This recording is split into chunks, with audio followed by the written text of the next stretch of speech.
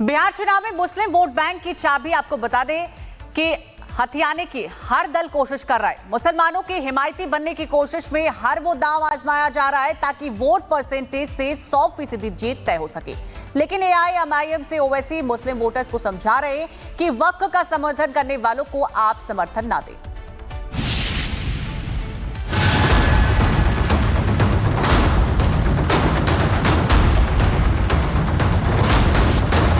बिहार चुनाव में मुसलमान इस बार सियासी केंद्र बने हुए हैं। हर दल मुसलमानों को अपने पाले में खींचने की कोशिश कर रहे हैं। एनडीए की तरफ से महागठबंधन पर मुस्लिम डिप्टी सीएम उम्मीदवार नहीं बनाने का आरोप लगाया है। महागठबंधन ने मुस्लिमों को रिझाने के लिए वक्फ बिल फाड़ने का हथकंडा अपनाया है। बिहार को बदलने की सियासत करने वाले प्रशांत किशोर मुस्लिमों को वोट की खातिर अल्लाह का वास्ता देते नजर आए। जनसुराज ये कह रहा है कि भैया भाजपा से मत डरो, अल्लाह से डरो और हक के साथ खड़े रहो, अपने बच्चों के साथ। अब वो वैसे खुद को मुसलमानों का खलीफा साबित करने में जुटे हैं। सीमांचल में चुनाव प्रचार के दौरान ओवैसी ने अमौर की जनता से वक्फ कानून लाने वालों को वोट ना देने की अपील की। अपनी मस्जिद और दरगाह और खानखाह को बचाने के लिए खड़े हो जाइए कि जिसने हमारी मस्जिद को छीनने का कानून बनाया हम उसको शिकस्त देंगे, वो हमारे वोट का हकदार नहीं है। ओवैसी का सीधा टारगेट बीजेपी और जेडीयू है, क्योंकि इन्हीं दोनों दलों ने वक्फ कानून पास कराने में अहम भूमिका निभाई। लेकिन सवाल ये है, क्या संसद से बने कानून को लेकर सियासी माइलेज लेने की कोशिश हो रही चाहिए? क्या संसद से बने कानून के खिलाफ आम जनता को भड़काना सही है? क्या ओवैसी को पता है कि बिहार में उनकी दाल नहीं गलेगी? इन वजह से वो मुस्लिमों को भड़काकर सियासी फायदा उठाना चाहते हैं। केंद्र सरकार ने वक्फ कानून में बदलाव कर सुधार की पहल की, जिससे आम गरीब मुसलमानों को वक्फ की संपत्ति का फायदा मिले। केंद्र के इस सुधार से सबसे ज्यादा मिर्ची उन लोगों को लगी जिन्होंने वक्फ की करोड़ों की संपत्ति पर कब्जा किया है। ओवैसी भी इन्हीं में से एक हैं, जिन्होंने वक्फ की संपत्ति पर धाक जमाई हुई है। ऐसे में ओवैसी को डर है कहीं वक्फ की संपत्ति उनके हाथ से ना चली जाए, इसलिए हर जगह वो वक्फ कानून का मुद्दा ले आते हैं। ओवैसी वक्फ कानून के बहाने बिहार में अपनी सियासी पकड़ मजबूत करना चाहते हैं, क्योंकि ओवैसी को पता है बिहार में करीब 18% मुसलमान हैं।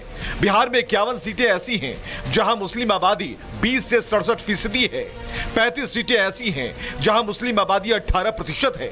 सीमांचल में मुस्लिम आबादी करीब 30% के आसपास है। ओवैसी ने 2020 में सीमांचल की 5 सीटों पर कब्जा जमाया था। ऐसे में इस बार भी ओवैसी का पूरा फोकस सीमांचल के मुस्लिम वोटर्स को रिझाने का है, जिससे अपना स्ट्राइक रेट वे सुधार पाएं। बिहार में मुस्लिम वोटर्स की सबसे बड़ी ठेकेदार आरजेडी मानी जाती है। यही वजह है कि तेजस्वी यादव भी मुस्लिमों को रिझाने के लिए वक्फ बिल फाड़ने का शिगुफा लेकर आए थे। बिहार चुनाव में मुस्लिम वोट बैंक की चाबी आपको बता दें कि हथियाने की हर दल कोशिश कर रहा है। मुसलमानों के हिमायती बनने की कोशिश में हर वो दांव आजमाया जा रहा है ताकि वोट परसेंटेज से 100% जीत तय हो सके। लेकिन एआईएमआईएम से ओवैसी मुस्लिम वोटर्स को समझा रहे हैं कि वक्फ का समर्थन करने वालों को आप समर्थन ना दें।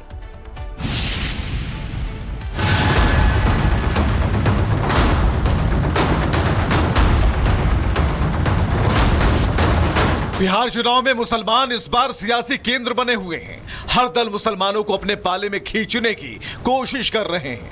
एनडीए की तरफ से महागठबंधन पर मुस्लिम डिप्टी सीएम उम्मीदवार नहीं बनाने का आरोप लगाया है। महागठबंधन ने मुस्लिमों को रिझाने के लिए वक्फ बिल फाड़ने का हथकंडा अपनाया है। बिहार को बदलने की सियासत करने वाले प्रशांत किशोर मुस्लिमों को वोट की खातिर अल्लाह का वास्ता देते नजर आए। जनसुराज ये कह रहा है कि भैया भाजपा से मत डरो, अल्लाह से डरो और हक के साथ खड़े रहो, अपने बच्चों के साथ। अब वो वैसे खुद को मुसलमानों का खलीफा साबित करने में जुटे हैं। सीमांचल में चुनाव प्रचार के दौरान ओवैसी ने अमौर की जनता से वक्फ कानून लाने वालों को वोट ना देने की अपील की। अपनी मस्जिद और दरगाह और खानखाह को बचाने के लिए खड़े हो जाइए कि जिसने हमारी मस्जिद को छीनने का कानून बनाया हम उसको शिकस्त देंगे, वो हमारे वोट का हकदार नहीं है। ओवैसी का सीधा टारगेट बीजेपी और जेडीयू है, क्योंकि इन्हीं दोनों दलों ने वक्फ कानून पास कराने में अहम भूमिका निभाई। लेकिन सवाल ये है, क्या संसद से बने कानून को लेकर सियासी माइलेज लेने की कोशिश हो रही चाहिए? क्या संसद से बने कानून के खिलाफ आम जनता को भड़काना सही है? क्या ओवैसी को पता है कि बिहार में उनकी दाल नहीं गलेगी? इन वजह से वो मुस्लिमों को भड़काकर सियासी फायदा उठाना चाहते हैं। केंद्र सरकार ने वक्फ कानून में बदलाव कर सुधार की पहल की, जिससे आम गरीब मुसलमानों को वक्फ की संपत्ति का फायदा मिले। केंद्र के इस सुधार से सबसे ज्यादा मिर्ची उन लोगों को लगी जिन्होंने वक्फ की करोड़ों की संपत्ति पर कब्जा किया है। ओवैसी भी इन्हीं में से एक हैं, जिन्होंने वक्फ की संपत्ति पर धाक जमाई हुई है। ऐसे में ओवैसी को डर है कहीं वक्फ की संपत्ति उनके हाथ से ना चली जाए, इसलिए हर जगह वो वक्फ कानून का मुद्दा ले आते हैं। ओवैसी वक्फ कानून के बहाने बिहार में अपनी सियासी पकड़ मजबूत करना चाहते हैं, क्योंकि ओवैसी को पता है बिहार में करीब 18% मुसलमान हैं। बिहार में 51 सीटें ऐसी हैं जहां मुस्लिम आबादी 20 से 67% है। 35 सीटें ऐसी हैं जहां मुस्लिम आबादी 18% है। सीमांचल में मुस्लिम आबादी करीब 30% के आसपास है। ओवैसी ने 2020 में सीमांचल की 5 सीटों पर कब्जा जमाया था। ऐसे में इस बार भी ओवैसी का पूरा फोकस सीमांचल के मुस्लिम वोटर्स को रिझाने का है, जिससे अपना स्ट्राइक रेट वे सुधार पाएं। बिहार में मुस्लिम वोटर्स की सबसे बड़ी ठेकेदार आरजेडी मानी जाती है। यही वजह है कि तेजस्वी यादव भी मुस्लिमों को रिझाने के लिए वक्फ बिल फाड़ने का शिगुफा लेकर आए थे। बिहार चुनाव में मुस्लिम वोट बैंक की चाबी आपको बता दें कि हथियाने की हर दल कोशिश कर रहा है। मुसलमानों के हिमायती बनने की कोशिश में हर वो दांव आजमाया जा रहा है ताकि वोट परसेंटेज से 100% जीत तय हो सके। लेकिन एआईएमआईएम से ओवैसी मुस्लिम वोटर्स को समझा रहे हैं कि वक्फ का समर्थन करने वालों को आप समर्थन ना दें।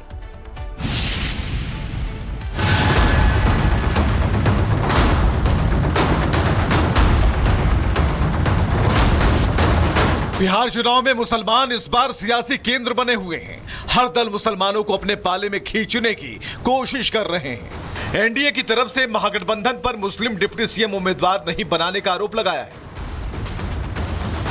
महागठबंधन ने मुस्लिमों को रिझाने के लिए वक्फ बिल फाड़ने का हथकंडा अपनाया है। बिहार को बदलने की सियासत करने वाले प्रशांत किशोर मुस्लिमों को वोट की खातिर अल्लाह का वास्ता देते नजर आए। जनसुराज ये कह रहा है कि भैया भाजपा से मत डरो, अल्लाह से डरो और हक के साथ खड़े रहो, अपने बच्चों के साथ। अब वो वैसे खुद को मुसलमानों का खलीफा साबित करने में जुटे हैं। सीमांचल में चुनाव प्रचार के दौरान ओवैसी ने अमौर की जनता से वक्फ कानून लाने वालों को वोट ना देने की अपील की। अपनी मस्जिद और दरगाह और खानखाह को बचाने के लिए खड़े हो जाइए कि जिसने हमारी मस्जिद को छीनने का कानून बनाया, हम उसको शिकस्त देंगे। वो हमारे वोट का हकदार नहीं है। ओवैसी का सीधा टारगेट बीजेपी और जेडीयू है, क्योंकि इन्हीं दोनों दलों ने वक्फ कानून पास कराने में अहम भूमिका निभाई। लेकिन सवाल ये है, क्या संसद से बने कानून को लेकर सियासी माइलेज लेने की कोशिश हो रही चाहिए?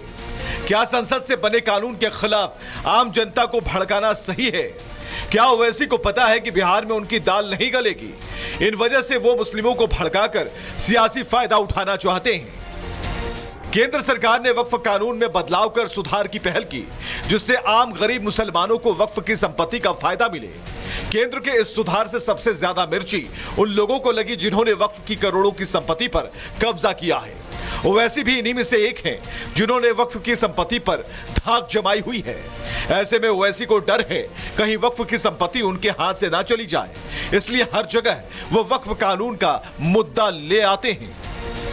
ओवैसी वक्फ कानून के बहाने बिहार में अपनी सियासी पकड़ मजबूत करना चाहते हैं, क्योंकि ओवैसी को पता है बिहार में करीब 18% मुसलमान हैं। बिहार में 51 सीटें ऐसी हैं जहां मुस्लिम आबादी 20 से 67% है। 35 सीटें ऐसी हैं जहां मुस्लिम आबादी 18% है।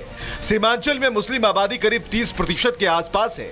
ओवैसी ने 2020 में सीमांचल की 5 सीटों पर कब्जा जमाया था। ऐसे में इस बार भी ओवैसी का पूरा फोकस सीमांचल के मुस्लिम वोटर्स को रिझाने का है, जिससे अपना स्ट्राइक रेट वे सुधार पाएं। बिहार में मुस्लिम वोटर्स की सबसे बड़ी ठेकेदार आरजेडी मानी जाती है। यही वजह है कि तेजस्वी यादव भी मुस्लिमों को रिझाने के लिए वक्फ बिल फाड़ने का शिगुफा लेकर आए थे।